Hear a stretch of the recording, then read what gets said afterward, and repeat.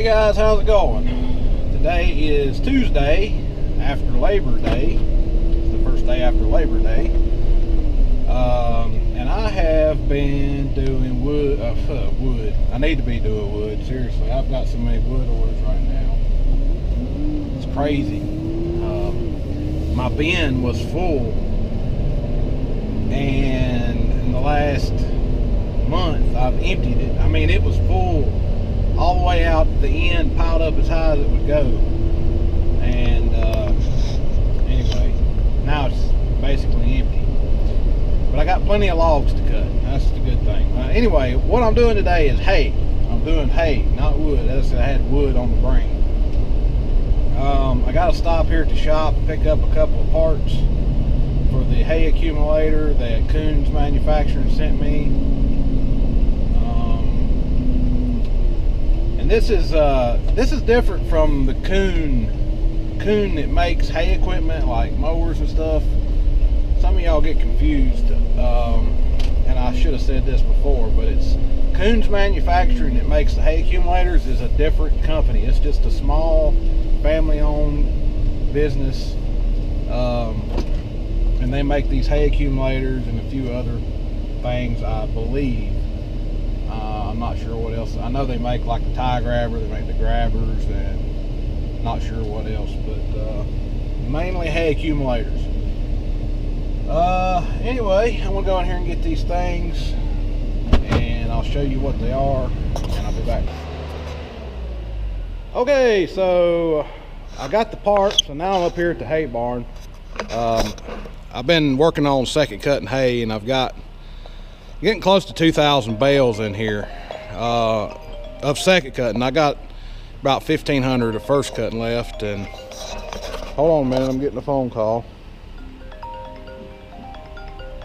Don't recognize the number. Anyway, I got a bunch of hay in here right now. That's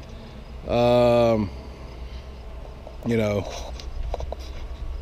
stacked two layers deep there, 3 layers deep out there, and I'm working on some more today. Probably be another 300 bales today, maybe a little more than that. But anyway, what I got for the accumulator is these 2 slow-moving vehicle emblems, but they're actually not for signage. They are for weight.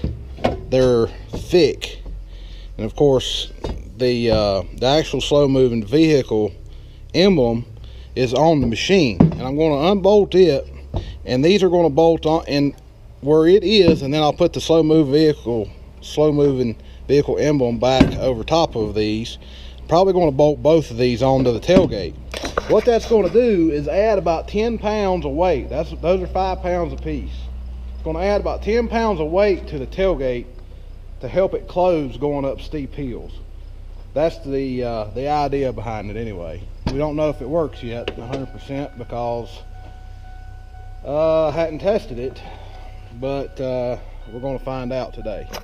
So I'm going to get to the field, and we're going to bolt them on, and then we're going to start baling. All right, so let me show you before I get ready to start raking. This is y'all have been here with me before. This field's kind of steep here. This one over here ain't too bad, but it's not level at all. But anyway, this is where those things are going to go. I'm going to take this off.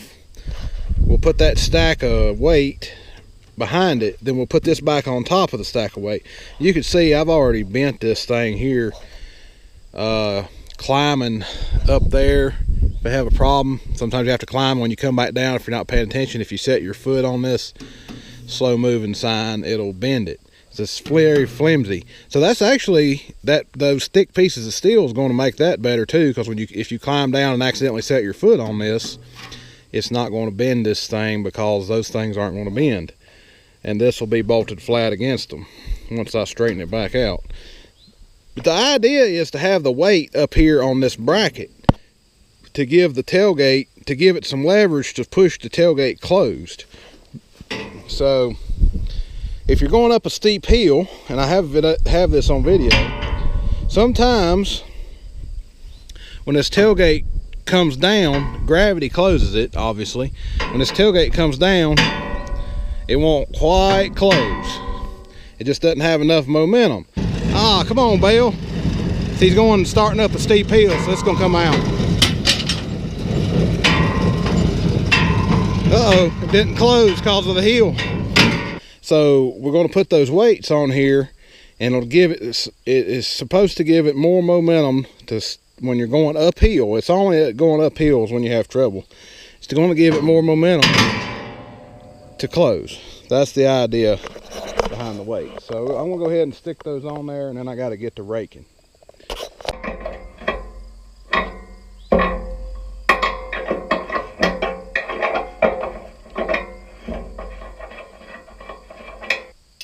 All right, they sent 2 because I guess so I could try 1, and if 1 wasn't enough, I could do 2.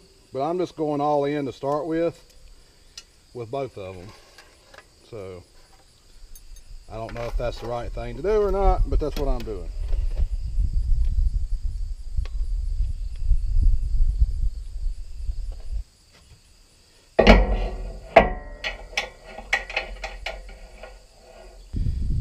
All right, I got all that straightened out and taken care of, and now I just got to tighten the bolts, and then we'll have new weights. We'll have some weights that hopefully will close the tailgate better going up the hill. I wonder if I could tell any difference just here. Yeah, it don't swing all the way. Oh yeah, that's a whole lot different. Now you just barely let it go and it slams shut. So it did make a difference. It made a big difference. So I guess we'll just see if it makes a difference going up steep hill, and it should. If it makes a difference on flat ground, actually it's going uphill right there. It should make a big difference going up steep hill. Now, the only other problem I've had is, actually there's 2 problems I've had. One is kind of my fault, I guess, but one is occasionally it's not tripping to open the gate. And I mean, like, it's done it twice out of 2,000 bales, but still, I'm not exactly sure what's causing it, but there's supposed to be something I can do to make it better. I just got to figure out what that is. I got to talk to Kuhns. The only other thing is, which is kind of my fault, sometimes if I get a longer bale, if I get a couple of bales that are too, or let's say if I get one bale that's too long and it goes right here, it'll get hung on this gate. This gate right here is maybe just a little bit too long. Well, this isn't a gate, this is an actuator arm. Up there's the gate that it moves. If the bale right here is too long, it'll hold this and it'll start making the bales go that way before this side is full. And I mean, a couple of inches too long will make it do it. The bales have got to be basically 36 inches to work good. If they get up like over 38 will work. But if they get over 38, if they get like 39 or 40 inches, and I have my baler set to try to hit 36 inches, but if you get a big wad of hay in there, or if you're going a little bit too fast, sometimes they'll get inconsistent and they'll get a little long, and it'll cause an issue. And I didn't really have that issue on the old one, but I was thinking about shortening this right here just a couple of inches so I could get a couple inch longer bale in here. For some reason it hasn't ever done it on this one. I need to see if this one here is sticking down not quite as far as this one, or what's going on. But anyway, I've had that happen a few times, that it'll miss a bale right here. But I'll work on that. It takes a little bit. You can't get frustrated with these things. When you first get them, it just takes time to get them set up like you want it to work. I've had two of them. The first one was a whole lot bigger pain than this one was. The first one wasn't steep enough, and they had to put a steeper kit, and the arms, they didn't have these on it. It didn't turn the bales as good. There was lots of little things, and it took me a long time to get it dialed in. This one came from the factory really close to being dialed in. A couple of little things I've had to do, and a lot of it is my land and the way I do things. It's just, some of it's me, some of it's the machine. So anyway, the machine as a whole is doing really good, and I'm really pleased with it. Where it's a whole lot more compact, it's a whole lot easier to get around, and it's a lot. My wife said it was night and day difference to her about baling. Because she gets a little stressed about how long, she used to get stressed about how long the other one was, and it would really drag over like a tractor and trailer trying to make a turn. And this one is not. After you've pulled the other one, this one is a breeze to pull. This one is like nothing's even behind the baler. I mean, it's just, it follows it that much better. So just having that advantage alone is huge, really. And the rest of the machine is great too. It's doing just fine, and I'm real pleased with it so far.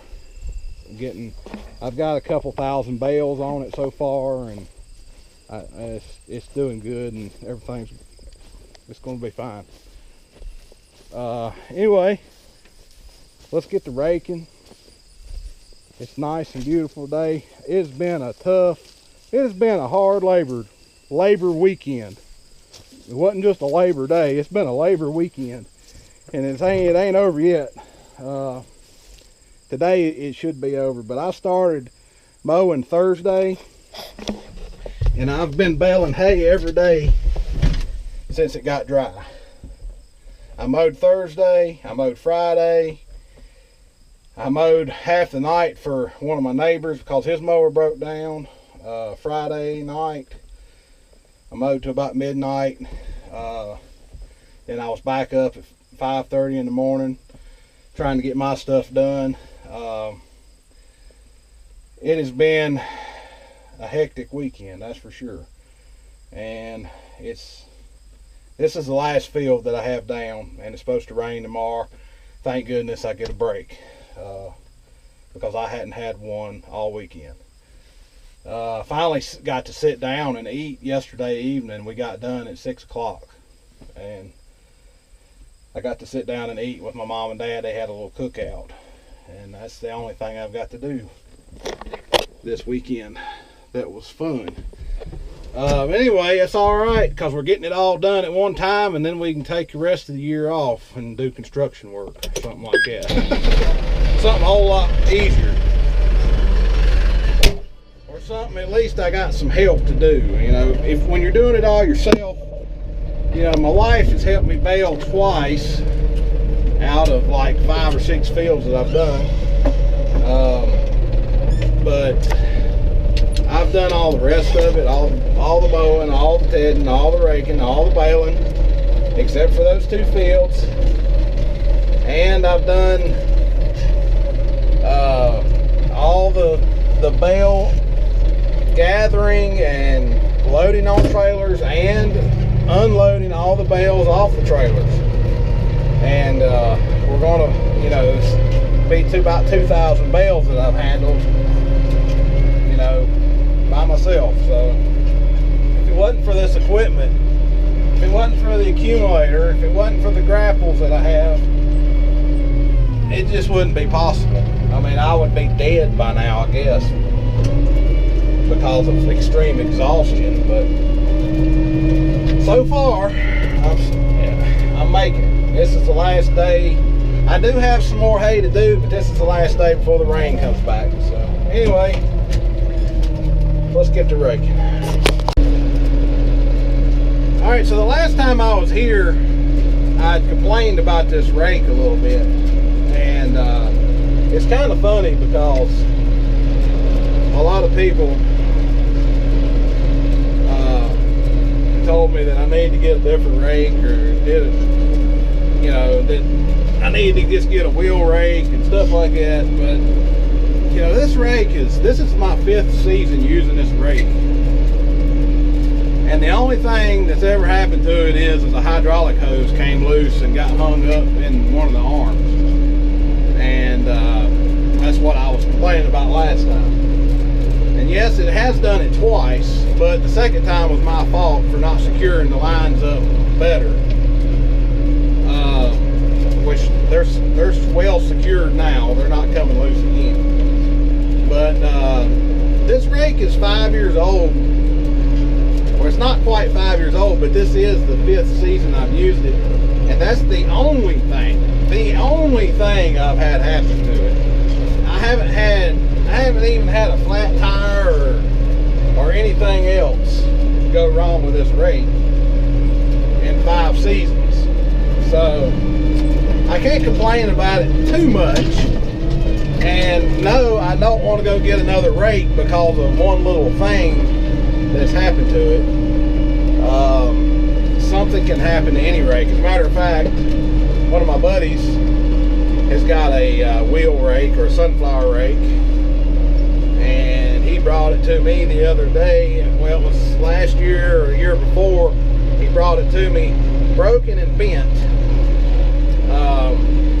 It broke. One of the arms broke where there was a hole drilled in the arm, and then it bent it, and we had to put it in the press and straighten it and re-weld it and reinforce it. I mean, something can happen to any of them. It's not just because this is a rotary rake doesn't make it something special that only something happens to rotary rakes. Any of them can break. So, but I do like raking with a rotary rake better than anything else I've raked with. You know, I've had a wheel rake. I've had a New Holland 216, which is a double basket rake. I didn't own it, but I used one for about 3 years. That's a long story in itself. Somebody stole some hay from me, and they never did pay me for it, and they had that rake, and I used it for quite some time to pay for the hay. But anyway, after about 3 or 4 years, they came and got it. I felt like I got my use out of it, and that's when I bought this. That's when I bought this rake here, and I hadn't looked back since. This is a really good rake. But anyway, I'm going to rake this up, and then we'll get to baling here in a little bit. It's still a little bit green, I see. I'm going to try to get this raked out of the shade into the sunlight so it can dry a little more.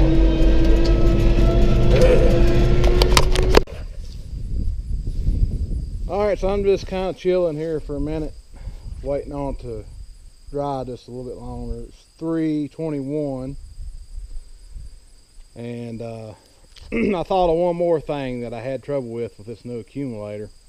One time I was going down an extremely steep hill, probably about 19 degrees, 18 to 19 degrees I was going down, and this chute was almost vertical, and the bales were staying in it pretty good until one went over the top. And when it did, when it flipped like this, it kicked the one under it, kind of kicked it like this. Well, it flipped it out and it fell off and rolled down the hill.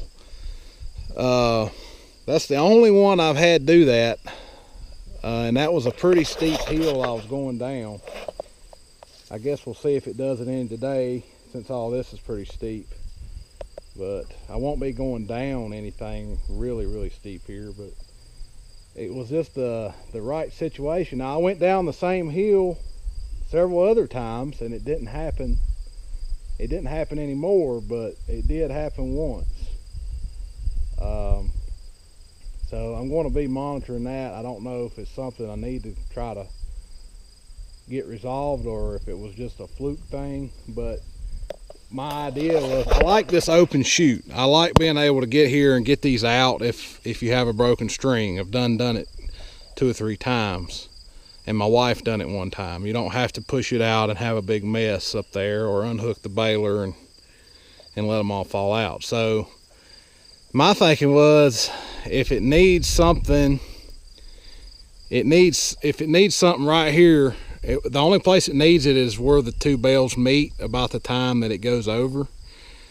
And it needs to be on a hinge with a latch, so you could open it if you want. It doesn't need to be on there solid, I don't think. But anyway, I don't want to go back to an enclosed chute. Definitely don't want to do that. I want to stay with an open chute, and if I need something to help it, I want something that I can move out of the way to get a bale out easily. Just flip it open and flip it back closed or something like that. So anyway, so there's pros and cons to the open chute, but there's a lot more pros than there is cons, because that's only happened once, and I've got out, you know, I've only had one bale fall out in all the baling I've been doing, but I've been able to get the bales out of that chute if I have one busted. Or even at the end of the day, you can just jump up there and there ain't but like two or three bales in it. You just throw them out. And used to had like 7 bales in that thing, and you had to push them all out up to the top and then down, and there's a whole lot more to cleaning it out than there is this one. This one's really easy. So all right, I'm gonna start baling. Somebody's calling me again. See y'all in a minute.